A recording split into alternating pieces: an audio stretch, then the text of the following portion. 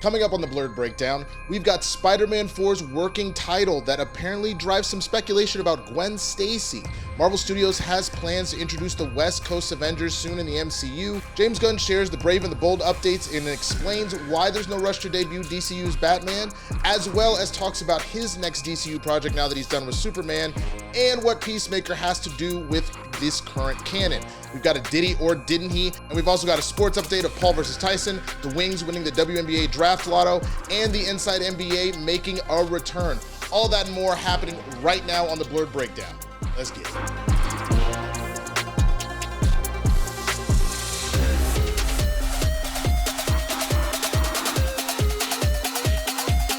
What's going on, everybody? I'm Winston Marshall, aka the Swaggy Blerd, and this is the Blerd Breakdown, the pop culture show for when you need to know, see what had happened was.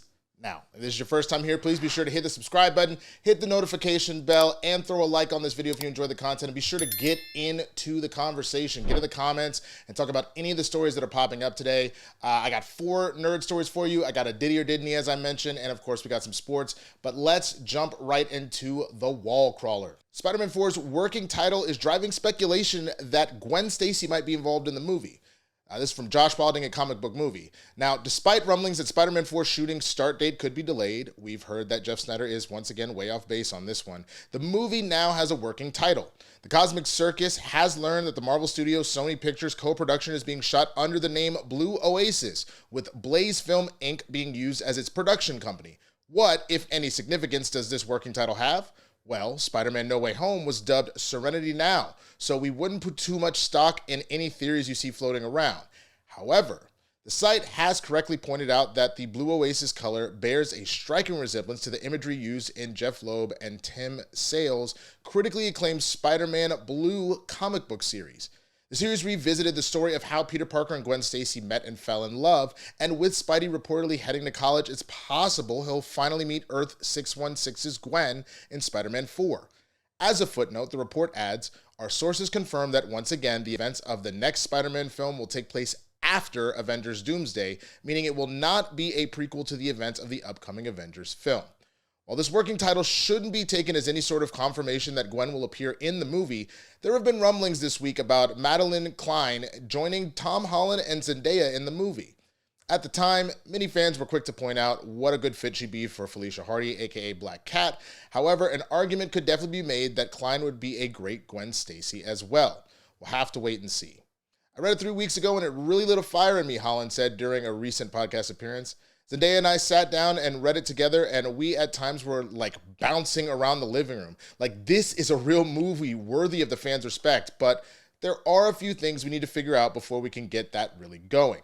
But it's exciting, and I'm really, really excited about it. Holland added, obviously, one of the things to bear in mind with Marvel is that your film is a small cog in a large machine, and that machine has got to keep running, and you need to make sure that you can fit it into that timeline at the right time to benefit the bigger picture.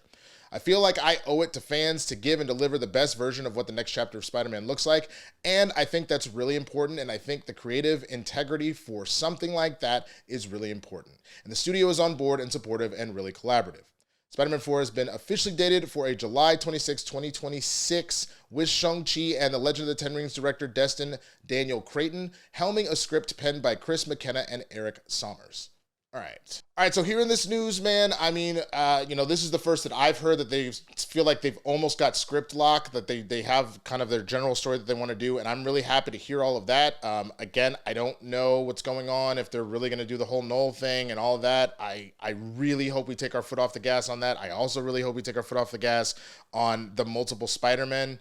But if Holland is feeling good about it, especially knowing he's been very vocal about making sure that the right things were put into this next film and making sure the character is being respected and given the space to breathe that it needs to be a solid continuation, then I feel pretty good about it. Now, as far as Gwen Stacy goes, I feel like that would be super cool. Obviously, it's a little backwards, but we got that somewhat in Spider-Man 3 with Sam Raimi. Obviously getting Gwen Stacy at the end there instead of meeting her up top. That might be the only way in which I see it being an interesting thing if you bring back, say, Garfield, knowing that he lost his Gwen. But I'm more interested to see when he finds his MJ. To be honest with you, I've already said I would really love to see a Maguire and a Garfield kind of like genuinely go grindhouse. Give me 90 minutes of one, 90 of another, so you get a 3-hour film, and being able to see where both their lives are, either before No Way Home or after or whatever. I think that that would be super interesting. But again, focusing on this, I think it'd be great. I'm not super familiar with Madeline Klein's work. Let me take a look and see if it's something I recognize. Okay, looking at a picture of her, I can definitely see her. I could see her as Gwen Stacy for sure. Don't really remember her much in Stranger Things. I don't watch Outer Banks. My girl does, and she loves the show. So I guess I can maybe ask her about that in a little bit. But, you know, that's fine. Again, I'm not super familiar with her work like that. But again, if good casting is going on, I did watch Glass Onion. I don't remember her in it. But I trust the casting as it goes. Like, honest to God, you know, very rarely have they been off base about casting these characters. That doesn't happen all that often. So I'm here for it. If she can bring the sauce, then let's do it. Let's get it popping. And again, I think having Gwen Stacy would be super interesting, especially if you're forcing this Peter to pull away from Ned and MJ now, and you lean into this. Obviously, Zendaya is still a part of the movie, so something's got to go on between them. But I think it'll be interesting to see if you do introduce Gwen Stacy into it. And it's a good catch that the Spider-Man Blue series is focusing on Peter and Gwen, that could potentially be why Blue Oasis is being brought in. But who knows? Maybe it's all an Oasis. What do you think? Sorry for that pun. Let me know down in the comments if you're excited about the prospect of Gwen Stacy, if you are familiar with Madeline Klein's game, and if you think she'll kill it, and what your hopes are, again, for the story, where you think this is going to go. Let me know everything that you feel down in those comments. Let's go to the next story. There's a new rumor that Marvel Studios has plans to introduce the West Coast Avengers into the MCU. This is also Josh Wilding at Comic Book Movie. Now, by the time the Avengers Doomsday opens in theaters in 2026, it will have been 7 years, Jesus Christ, since Avengers Endgame's release. While you can deduct a couple of years for the pandemic and Hollywood strikes, that's still an awful long time to leave Earth's mightiest heroes on the shelf. Heading into the last wave of storytelling for the multiversal saga, we anticipate seeing multiple teams, including the New Avengers, aka the Thunderbolts, and the Young Avengers assembled to do battle with Dr. Doom. Today, Scooper, My Time to Shine, hello, brings word that there is a plan for the West Coast Avengers to be in the MCU. This isn't the first time we've heard of possible plans for the team, and them coming together is something that's been speculated about ever since T'Challa set up base in California in 2018's Black Panther. Having two teams of Avengers post-Secret Wars would be a fun way to increase the number of movies we get featuring team-ups, a must when the MCU is now so jam-packed, and gives Marvel Studios the opportunity to tell a greater variety of stories moving forward. Created by Roger Stern and Bob Hall, the West Coast Avengers debuted in 1984. The team was founded by Hawkeye at the behest of the original Avengers to expand their reach and protect the United States West Coast. Initially, the lineup included Hawkeye, Mockingbird, Iron Man, James Rhodes at the time, Wonder Man, and Tigra. Over time, the team roster evolved, including the likes of Scarlet Witch, Vision, Moon Knight, and the original Human Torch. The West Coast Avengers faced threats distinct from the New York-based Avengers, including villains like Ultron, Gravitron, and the Masters of Evil. Rumor has it the upcoming Vision TV series will set the stage for the West Coast Avengers, though we're not sure how that will happen unless the WandaVision follow-up features a lot of cameos. While Avengers Secret Wars is expected to softly reboot the MCU's sacred timeline, we'd imagine the plan is for us to get regular Avengers movies in whatever form the next phase takes, even if the focus is primarily on the X-Men. If, for example, we have several different franchises under the Avengers banner, Marvel Studios can finally do something with sideline characters such as She-Hulk, Ms. Marvel, and Hercules. However, Kevin Feige will need to be careful not to dilute the team too greatly. That is for sure. For sure. What the fuck was that? Why does it sound like a... Jesus Christ. All right. Yeah, I'm excited about the West Coast Avengers. It's a team that it has some like kind of fun on their own like stuff, and I completely agree. You want to include as many of the original folks that are in there as possible, but it does give you the ability to really focus on different stories. And if you end up in a situation where ultimately we are hopefully getting to a place where Avengers versus X-Men ultimately happens, you might have a situation of maybe bleeding, like letting that be Avengers v X-Men over here. West Coast Avengers are more focused on not, universal like there's ways you can play with it, you know what I'm saying? And it sounds like we're going to have a bunch of different Avengers teams. It sounds like you're going to have the young Avengers, obviously the dark or new Avengers, however you want to look at it, with the Thunderbolts, the West Coast Avengers, the OG ones. Like I feel like you're going to end up with a bunch of different iterations here, which should genuinely be interesting.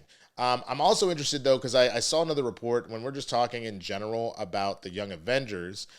We've seen most of the team already. We've seen Stature, we've seen Kate Bishop, we've seen Miss Marvel. We haven't had a Miles yet. Miles isn't always in there, but we haven't had a Miles yet. It'll be interesting to see if that maybe gets introduced in some way or another in Spider-Man 4 to kind of gear that up. We obviously have gotten Wiccan and Speed, mainly just Wiccan, because we haven't seen an adult Tommy quite yet, so we'll see how that goes. But the main question is, you got rid of Kang, so is Iron Lad done? I'm actually really curious what they're going to do with that. I think I mentioned Elijah Bradley already, but if you have no Iron Lad, that actually kind of messes things up a little bit, knowing that in a lot of timelines he ends up being the leader of the team for a while. But obviously trying to be a young Kang that doesn't want to become the Conqueror, like that is an interesting storyline. So it'll be curious to see if they do ultimately recast Kang or bring him back in some form or fashion to do that. Also, we have Hulkling, and we know that that's been teased a little bit and talked about. So I'm really just curious where this is all going to go, but I am excited to see the West Coast Avengers be a thing. I want to know what you think. Are you also excited about that, or do you think it's getting a little too crowded in the MCU at this particular juncture? Let me know what you think down in the comments. Let's go to some DCU stories. James Gunn shares some Brave and the Bold updates and explains why there's no rush to bring in Batman. This is from Mark Cassidy at Comic Book Movie. A movie based on the Brave and the Bold was announced as part of the first Gods and Monsters chapter of the DCU slate. And while the project does have a director attached in the Flash helmer Andy Muschietti, James Gunn has repeatedly stated that the movie is still only in the very early stages of development. Bat fans may be eager to find out which actor will play the Dark Knight in the DCU. There are no plans to fold Matt Reeves' The Batman universe into the DCU, despite rumors to the contrary. But Gunn has now explained why he's in no rush to debut the iconic Gotham City vigilante. There's no set timeline for anything, the DC Studios co-CEO tells Collider. The one thing that I've tried to make clear to people from the beginning, in the way that I hope we're different, is that everything in DC is going to be based on the writers. Until we have a screenplay that I'm totally happy with, that movie is not going to get made, no matter what it is. So, we have been really fortunate with some screenplays. Supergirl came in and just, wow. Anna did such an amazing job. The Lanterns pilot came in, and now the whole Lantern series came in, and it's like, wow, that's wonderful. Wonderful work, everyone. And there's a couple other things that people don't know about, a couple of movies and TV shows that are greenlit or near greenlit, but it's going to be based always on that, on the story, because at the end of the day, if we're happy with the story that we're telling, that's what matters most. And once the Brave and the Bold gets to that point, then we'll make the movie. Now, this is a minor spoiler. Batman may not appear in live action until the Brave and the Bold, but we recently learned Batman may not appear in live action until the Brave and the Bold, but we recently learned that the Cape Crusader's shadow will be seen in the Creature Commandos animated series. This is an introduction of the DCU's Batman, Gunn said of the movie when the Gods and Monsters slate was announced. This is the story of Damian Wayne, who is Batman's actual son, who we didn't know existed for the first 8 to 10 years of his life. He was raised as a little murderer and assassin. He's a little son of a bitch. He's my favorite Robin. It's based on Grant Morrison's comic book run, which is one of my favorite Batman runs, and we're putting that all together right now. Peter Safran added, and this is obviously a feature film, and it's going to feature other members of the extended Bat family, just because we feel like they've been left out of the Batman stories in the theater for far too long. That is for goddamn sure. Okay, so I think the most important thing to come out of this article and out of these quotes from Gunn, and has me ecstatic, and I really hope that all the people that are like, I don't trust Gunn, I don't trust Warner Brothers, I don't trust DC, that is a statement that has not been said by a lot of directors and filmmakers and studio execs for a while. It has been so about the business of making money and slinging IP no matter what, that it's like, nah, we gotta get a Wonder Woman movie out. We gotta do another Indiana Jones. We gotta get a Star Wars. F that shit. I don't want you to put anything out. I don't think anybody wants you to put anything out if you're not going to bring the sauce. All of these, story first, character second, like they're 1A and 1B. They really, those are the two things that have to hit. They have to hit. So nobody is in a rush to do anything. I guarantee you, Everyone that was upset initially about hearing that Beyond the Spider-Verse was going to be delayed pretty quickly got over it when it was made apparent we're not only trying to make sure that we're taking care of our animators and not driving them to death, but that we want to make sure that the movie actually works and is done well, and we bring this trilogy to a proper conclusion. Everybody's ecstatic to hear that. I guarantee you. Same thing that if the Batman 2 got delayed for years, like it was going to be an additional 2 years before it was going to be released, I don't think anybody would be upset about it, because if you're bringing us the same quality as that first movie, as the Penguin series, people are going to be ecstatic. So with all of this, if we're not getting Batman in this universe for a minute, I can 100% live with it as long as you're bringing the proper story, and in which case, give us the time to get familiar with other characters that maybe haven't gotten a chance to be in the spotlight. Like, sure, you had Supergirl in the CW, but we haven't seen her in really in a movie capacity, except for the one that I think was like, what, the 80s or something like that? Didn't see her at all in the DCEU. So it'll be great to have time to spend with her, including, I appreciate the fact that the whole Bat family is going to finally get involved, because we really have just been focused on Batman and Gordon and Joker. That's really been the only three that have constantly been around. So since that's probably not going to get introduced in Matt Reeves' verse, the fact that we are taking our time to properly introduce Damian and, you know, supposedly the two Robin story with Red Hood and Nightwing, all of that. Give me all of that, but make it good, because other than the fact that we've been starved for good stories, you also have the mentality of, if you mess this up, I don't know if you're getting another run of this anytime soon, period. I think that the state of the movie industry, the state of Warner Brothers, as they have kind of made it clear by writing off all these movies and Zaslav making terrible moves left and right, they're kind of putting all their eggs in this basket to be the centerpiece for Warner Brothers moving forward. So if you want to be able to see all those other movies that aren't associated with IP or whatever else, the IP shit has to hit. So the DCU has to hit, and Gunn's vision has to make sense, and it has to flow. And honestly, that will only make things better for all movie makers, and especially for the DCU and the MCU, now that you've got a healthy rivalry like when you saw in the comic books with Marvel doing well and DC doing well. It just adds for more stories and more fun. And literally, as it's been proven, is there some superhero fatigue? Sure.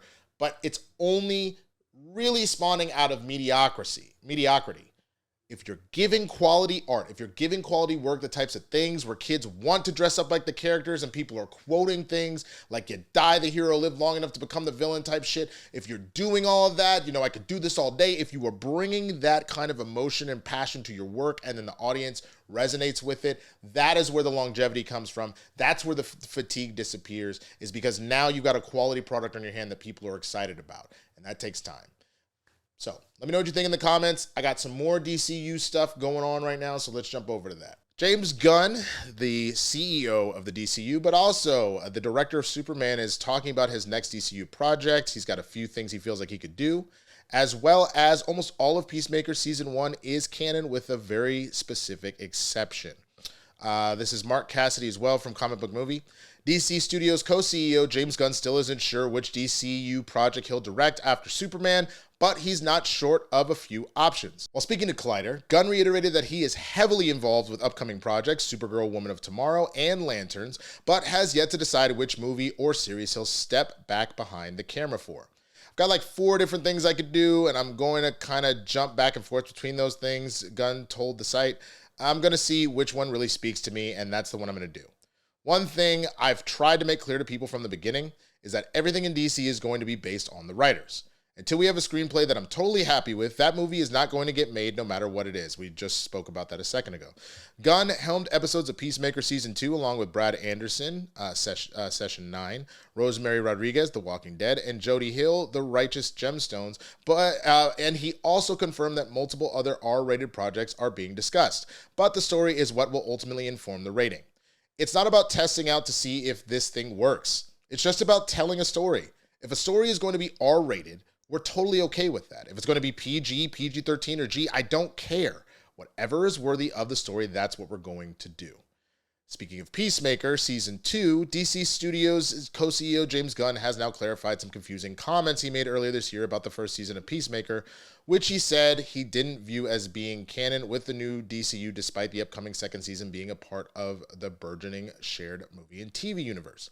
Well, speaking to IGN, Gunn revealed that almost all of Peacemaker Season 1 is canon, with one notable exception that you've probably already guessed. Creature Commandos, you hear them talk about things that happen in the Suicide Squad or Peacemaker, Gunn explained. Well, then those things automatically become canon. The truth is, almost all of Peacemaker is canon with the exception of Justice League, added Gunn, which we will kind of deal with in the next season of Peacemaker. As expected, the comedic sequence featuring members of the League showing up too late to save the day in the season finale of Peacemaker will need to be retconned. We're not exactly sure how Gunn intends to accomplish this, but thanks to some recent set photos, we might have a pretty good idea. The photo has been since removed. A mural was spotted on set earlier this year featuring Cena's Peacemaker wearing a slightly different costume, his father in his white dragon outfit, and a mysterious third character who many believe will turn out to be Christopher's late brother, Keith.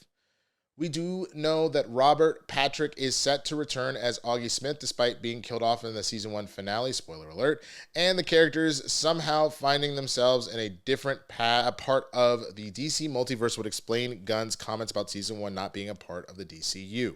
Rather than simply pretending the Justice League cameos didn't happen, Gunn may be planning to bring Peacemaker and supporting characters into a whole new reality, something that we've talked about on Capes and Cows a lot. Peacemaker is set to return to our screens for a second season next August. All right, man. So there was a lot here. The first part just talking about what Gunn will do next.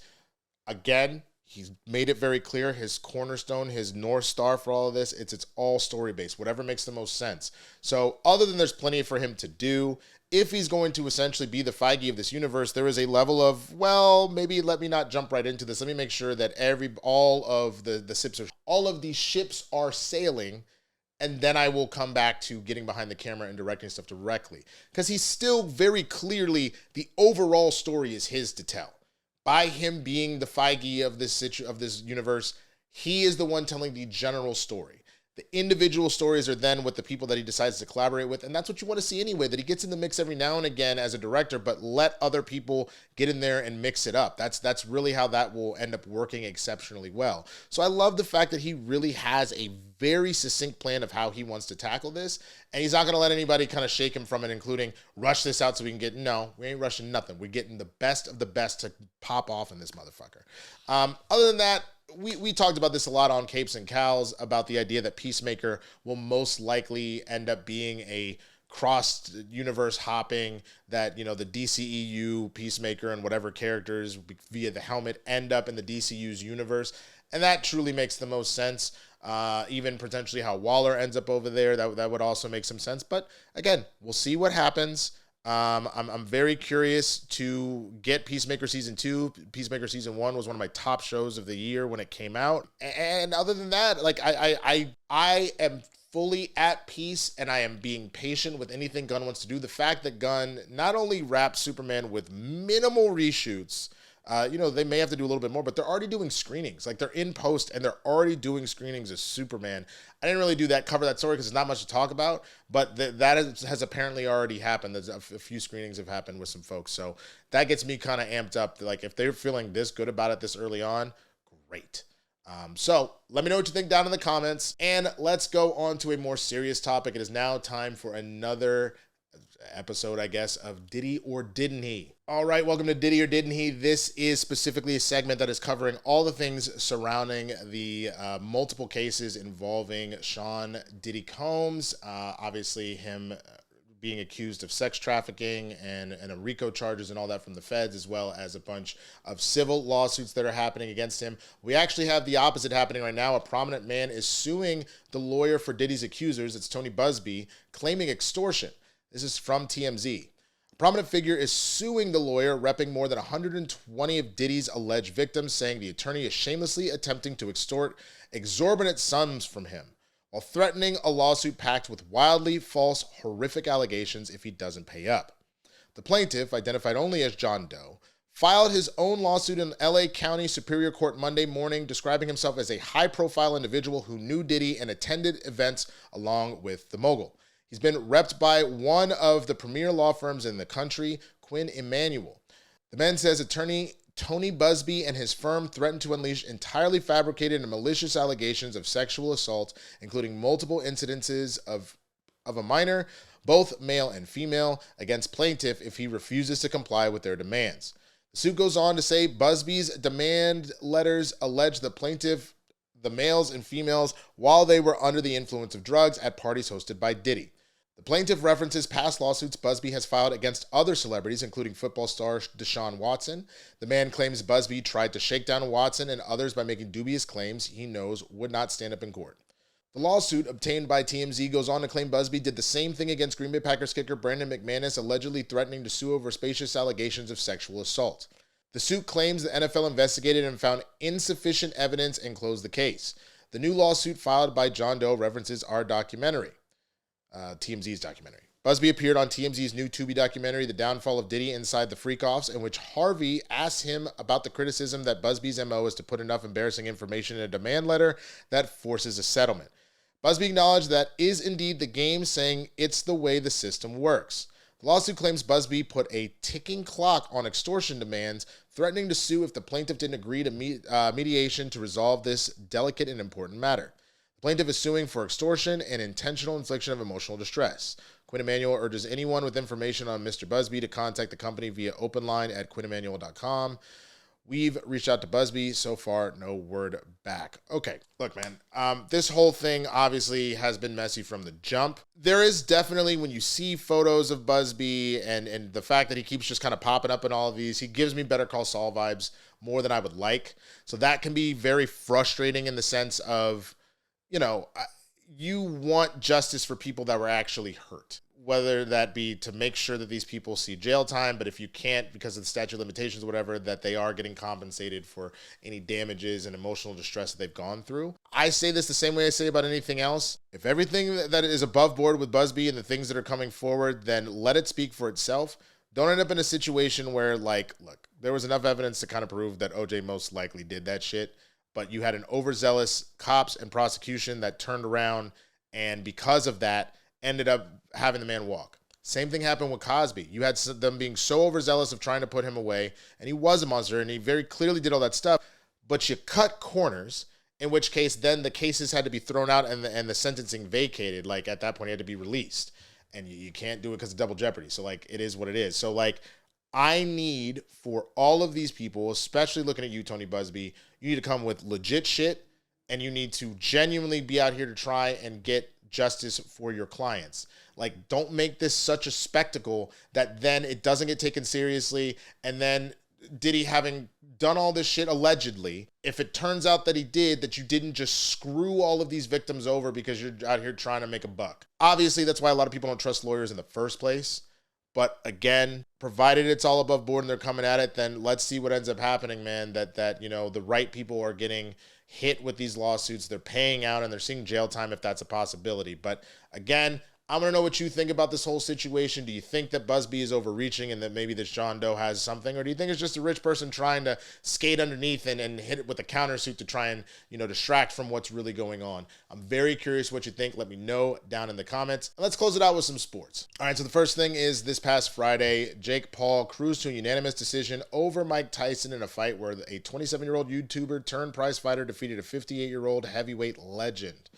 This is ESPN's coverage of it. It was a generational clash that drew more than 70,000 fans at AT&T Stadium to the tune of 18.1 million gate and streamed live on Netflix. Poorly, might I add, you to hundreds of millions of viewers across the globe amid buffering problems throughout the broadcast. The in-ring action may not have thoroughly entertained those watching, but it delivered a once-in-a-lifetime pop culture experience. Now that the dust is settled and the fight has left many unsatisfied due to the lack of action, where do Paul and Tyson go from here? Tyson looked every bit his age against Paul. Between the knee brace and curiously gnawing at his gloves, Tyson didn't appear to have much to offer.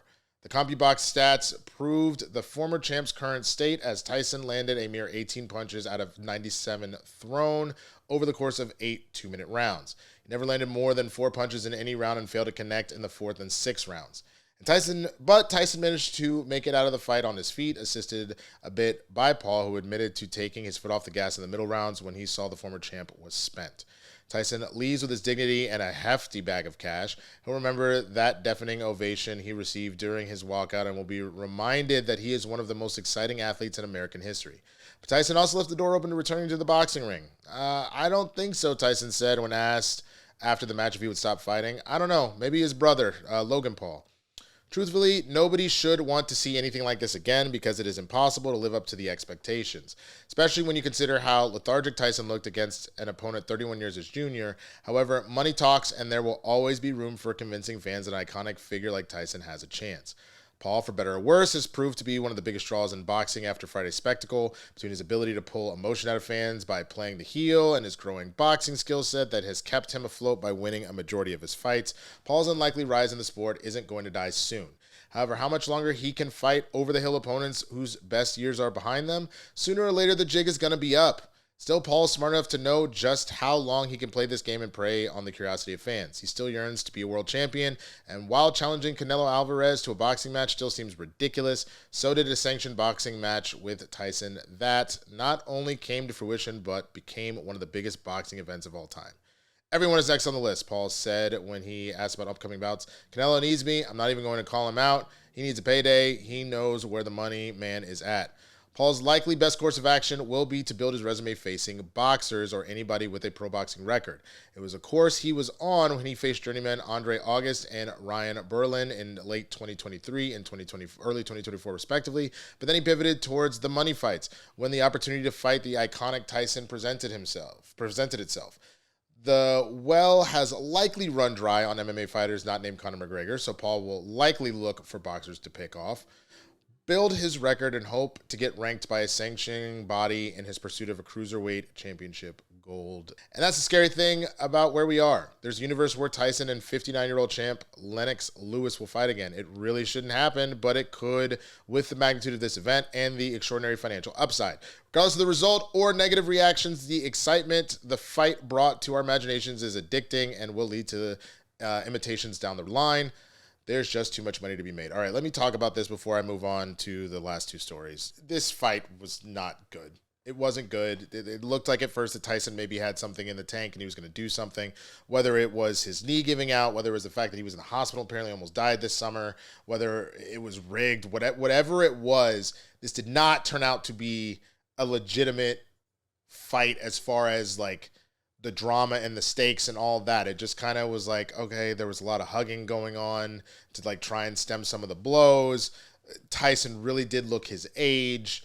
I mean, I'm glad that Jake didn't full on like beat the ever-loving hell out of Tyson if he really had that kind of advantage, if he really did see his foot come off the gas like that. Like, we're grateful for all that, man, but like you throw that in with the ridiculous decision on the Serrano-Taylor fight that happened, like right before or two fights before, where clearly Serrano had won that fight, but yet somehow, with her eye gashed open, but yet somehow it went to Taylor. That was stupid. But then also the fact that Netflix still hasn't figured out their live stream game. Like, maybe get out of the live stream game if this is what's going to happen. You did this already with the Love is Blind reunion where it couldn't even get off the ground at all. And now you have this many eyes watching probably one of the biggest spectacles of the year. You can't get it together. Like, that's a time to team up with the YouTube or team up with the Hulu or something to and co-sponsor that until you really have the infrastructure to handle it, because you're taking on these massive events, but you're not ready to handle it. Like, that to me was what made it so horrible, is like you'd be in the middle of a ring and you see like a punch coming right here to hit Tyson, and then all of a sudden it just buffers out and crashes. And that happened the entirety of the night. So my main loser here, I have mad respect for them for so many other things. You know, obviously you've seen my Ultraman Rising thing and all that which was great and all that stuff. I love that movie. I love a lot of the content that they put out because Love is Blind is great. Obviously I like the circle up top, but you know, it is what it is now. But everything from Stranger Things to Outer Banks to not Emily in Paris, F that. But so much good shit that they put out. You're clearly not in the live stream game yet, and so you cannot have this happen with stuff this big. That, to me, is the real loser in this fight. But let me know what you think.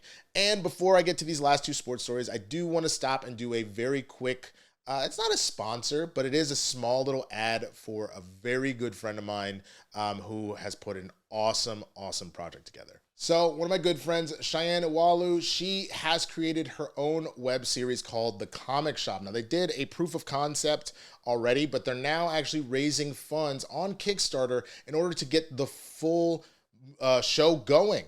Now, the logline for it: under the regular threat of eviction and the looming competition of a big box store, a quirky group of friends strive to keep their comic shop afloat by any ridiculous means necessary. Dom, nothing can go wrong. Not while my mom is here. I need to know that I can count on you to be my right-hand girl. Come on. Yeah, you can count on me. I'll be your Robin to your Batman, but like Dick Grayson Robin. Smart, charming, and with a surprisingly fat ass. That sounded kind of weird. Sorry.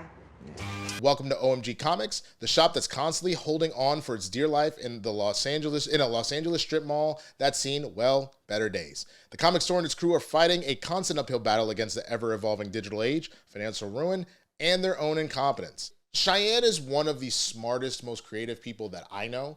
She's also very, very funny. And we met randomly because she saw me doing some stuff with like Collider and Black Tree TV and stuff like that. And she just randomly DM'd me and just being like, hey, I want to ask you some questions. And I'm like, oh shit, somebody's trying to spit. But she honestly was just trying to like, hey, so what's good? How did you make your way? Like, how did you end up in these positions? We became good friends from that. And she has just been a force ever since, man. I mean, she's worked with a good friend of mine, Amy Anobi, in a commercial with Issa Rae, which was huge. She's done stuff with Funimation. She's done stuff with Fandom. She has an anime show on Prime that's going. Like, she is incredible. And this story that she's put together really speaks to me and everything that I am as like a nerd, as a blerd, and stuff like that. And I know you're going to love it too. So if you can, please go to Kickstarter. I will put in the description the URL so you can click on it yourself. Go to her Kickstarter, pledge anything you can to help make this show a reality. But other than that, man, I can't speak higher of it. I can't speak higher of the crew that's involved. So definitely go check that out. All right, let's do these last two stories super quick. This one I got mixed feelings on. The Dallas Wings will have the #1 pick in the 2025 WNBA draft, widely expected to take UConn star Paige Buckers after winning the league's draft lotto on Sunday. The Los Angeles Sparks will select second, followed by the Chicago Sky and then the Washington Mystics. The Wings had a combined 45.4% chance of earning the top pick, including both their odds and those of the Sky, as Dallas had the rights to swap first-round picks with Chicago. The odds were based on the 2-year cumulative records for the 4 teams that missed the 2024 postseason. Sparks' probability to win the lotto was 44.2 and the Mystics 10.4. With their #1 pick in tow, the Wings will seek to return to the playoffs after an injury-plagued 9-31 run in 2024. It will be the franchise's first #1 overall pick since 2021, when Dallas selected Charlie Collier, but marks the first time the organization has won the lottery. We know that the #1 draft picks have done to franchises in recent years, how they've changed the trajectory of teams, said Kurt Miller, who was announced as the Wings' new general manager on November 8th, as the former coach of the Sparks. So super excited to earn the #1 pick in the 2025 draft. You also had some tweets go out there from Arike Agunbawale, excuse me. I just fell to my knees. Thank you, Lord. She is the star of the Wings. And then you also had the official Wings account say, first name, greatest, last name ever. We officially have that #1 pick in the 2025 draft. So obviously they are super excited. Some other draft projections also have Kiki Irafen, Ozzy Fudd, and Olivia Miles to be picked in the lottery as well. You can just see the talent continue to rise in the game, getting better and better, Miller said to a group of prospects. The 2025 WNBA draft is scheduled for April 14th. Okay, so I'm split because whereas every other Dallas team has been like my main bread and butter, and then the LA teams have kind of been secondary for me, because my introduction into the W was via the Sparks, I still love my Dallas teams, but they actually are my #2 here, and the Sparks are my #1. I'm a season ticket holder to the Sparks. So I'm not going to lie, I'm pretty damn upset. You know, my friends and I had come up with this whole nickname for the Sparks. You know, it was going to be CPR, so you had Cam. You were going to hopefully add Paige, and you're going to have Rakia.